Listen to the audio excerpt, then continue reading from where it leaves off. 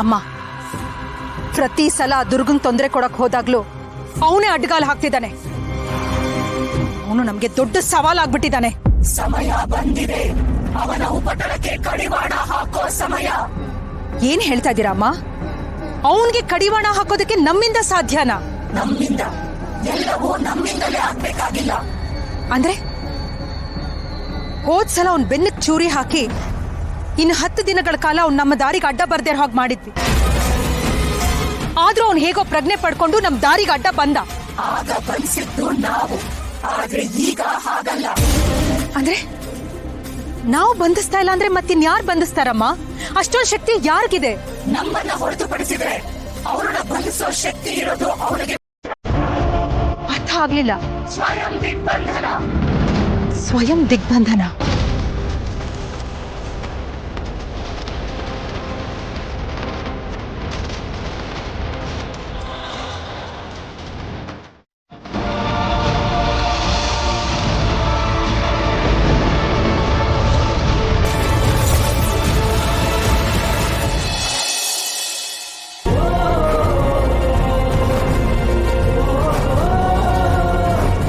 Madam, ನೀನು ಇಲ್ಲಿದ್ಯಾ?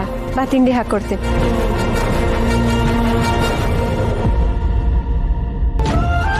ಏನಾಯ್ತು ಪುಟ್ madam? Durga, ನೀನನ್ ಬಿಟ್ಟು ಹೋಗಲ್ಲ ಅಲ್ವಾ? ಯಾಕೆ ಹೀಗೆ ಕೇಳ್ತಿದ್ಯಾ? ದುರ್ಗಾ, ನಿನ್ನ ನನ್ನಿಂದ ಯಾರು ದೂರ ಮಾಡಕ್ಕಾಗಲ್ಲ ತಾನೆ?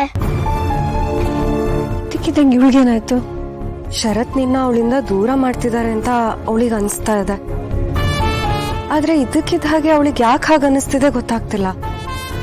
ಅಯ್ಯಯ್ಯೋ ಪುಟ್ ಮೇಡಮ್, ನನ್ನನ್ನ ನಿನ್ನಿಂದ ಯಾರು ದೂರ ಮಾಡ್ತಾರೆ ಹೇಳು? ನೀನ್ ಸುಮ್ಮನೆ ಏನೇನೋ ಯೋಚನೆ ಮಾಡ್ಬೇಡ ಪುಟ್ಟ. ಬಾಸು ಈ ತರ ಕೆಲಸ ಯಾವತ್ತೂ ಮಾಡೋದಿಲ್ಲ. ಇಲ್ಲಿ ನೋಡು, ನಾನು ನೀನು ಖುಷಿಯಾಗಿರ್ತೀವಿ ಅಂದ್ರೆ ಬಾಸ್ಗೆ ಎಷ್ಟು ಖುಷಿ ಆಗುತ್ತೆ ಗೊತ್ತಾ? ನೀನ್ ಸುಳ್ಳು ಹೇಳ್ತಿದ್ಯಾ?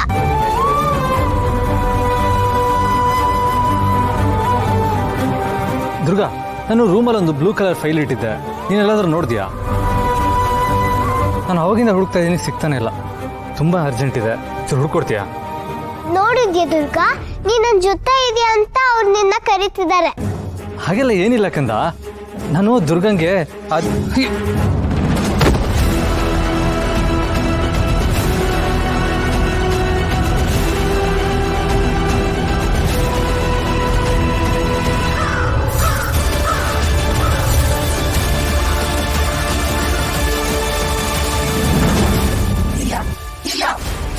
ನನ್ನ ಬಲಿ. ಈ ಮಂಜರಿಯ ಬಲಿಯನ್ನು ಯಾರು ಸ್ಪರ್ಶಿಸಕೂಡದು. ಇಲ್ಲ.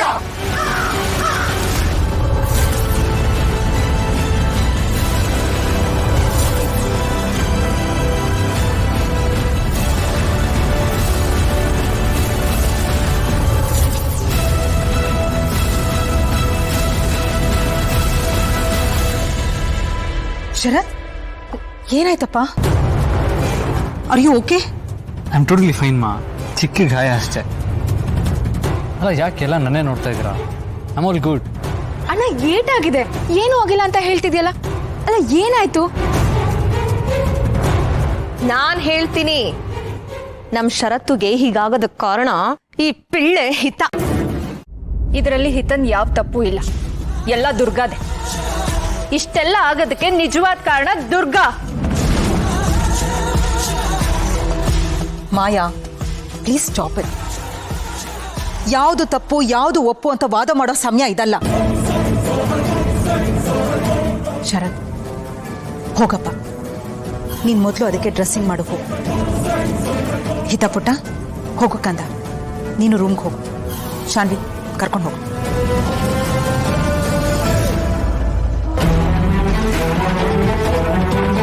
ಅಮ್ಮ, ಇದರ ದುರ್ಗಂಧ ಏನು ತಪ್ಪಿಲ್ಲ. ಶರತ್, ಕೆಲವೊಂದು ನಿನ್ಗೆ ಅರ್ಥ ಆಗೋದಿಲ್ಲಪ್ಪ. ದುರ್ಗಾ, ನಾನು ಈ ರೀತಿ ಹೇಳ್ತಾ ಇದ್ದೀನಿ ಅಂತ ತಪ್ಪು ತಿಳ್ಕೊಬೇಡ. ಮಾಯಾ ಹೇಳಿದ ರೀತಿ ತಪ್ಪಿರ್ಬೋದು, ಆದರೆ ಅವಳು ಹೇಳಿದ್ದನ್ನ ನಾನು ಒಪ್ಕೊಳ್ತೀನಿ.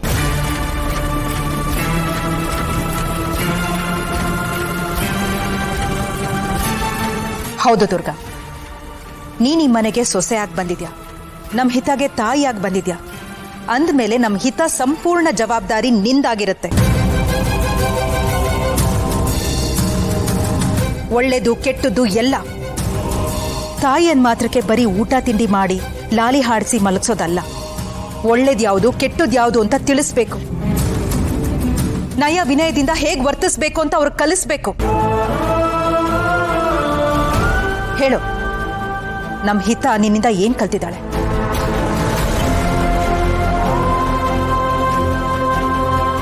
ಅಲ್ಲಮ್ಮ ಅದು ಶರತ್, ನೀನು ಸುಮ್ಮನೆ ಸ್ಟ್ರೈನ್ ಮಾಡ್ಕೋಬೇಡ.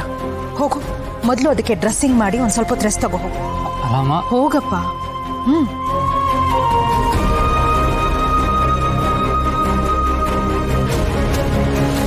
ಅಯ್ಯೋ ಅದ್ಕೆ ಏನ್ ಕಲ್ಸಿದ್ಯಾ ಅಂತ ಇವಳನ್ನ ಕೇಳ್ತಾ ಇದ್ದೀರಲ್ಲ.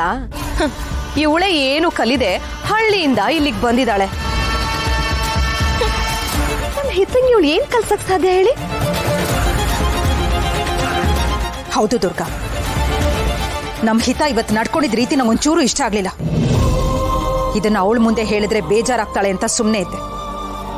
ಆದ್ರೆ ಇವತ್ತು ನಡೆದಿದ್ದಕ್ಕೆಲ್ಲ ನೀನೇ ಹೊಣೆ ಆಗ್ತೀಯ.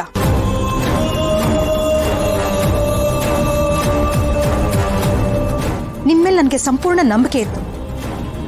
ಆದ್ರೆ ಹಿತ ಇವತ್ತು ನಡ್ಕೊಂಡಿದ್ ರೀತಿ ನೋಡಿದ್ರೆ ನನ್ಗೇನ್ ಹೇಳ್ಬೇಕು ಅಂತಾನೆ ಗೊತ್ತಾಗ್ತಾ ಇಲ್ಲ.